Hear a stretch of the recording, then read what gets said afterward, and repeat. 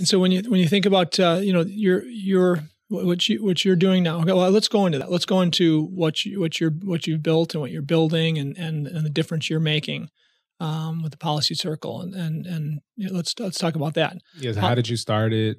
Things of that sort. How did you get it going? Yeah. So, the policy circle, I really started it. I went to a conference with the American Enterprise Institute. Great organization. And with my father-in-law and Todd. And when I was there were great women. I just felt that women, I came back and I wanted to continue the conversations around the impact of public policy in our lives.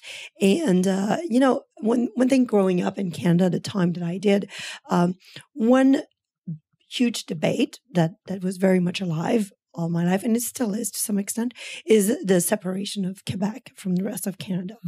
And then when I came here to the States was a year of a referendum that actually happened, and the no got won by 1%, right? So it was a very contentious time in Canada between English Canadian and French Canadian. Really contentious, but yet people were able to talk. People were able to explore the ideas and what would it mean, right? And I felt that, I was so busy with my work, with the businesses that we had started, my kids, a family, that I never took the time to step away from the business of my life and go beyond the headlines and take the time to understand the issues of the day. And I feel like that's what there was no forum for that. And I wanted to have a forum that I didn't have to go downtown and I didn't want to hear a speaker.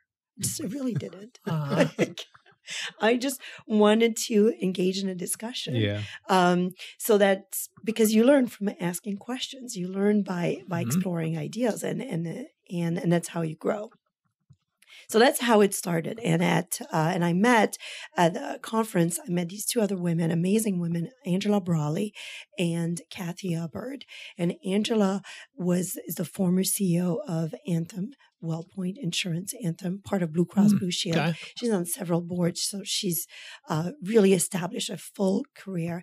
And Kathy was very involved in various political campaigns and very, very connected in the world. So it was interesting. Like together, they were experiencing something similar in Indiana, where they brought together a group of women to discuss how do you solve poverty, the issue of poverty, and how do you address it. And they expected maybe 20 people, and they had about like 60 people, 100 people that came.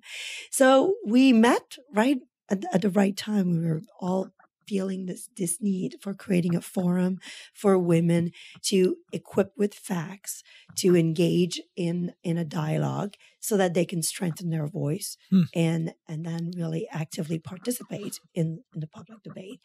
So that's how it started. I love it.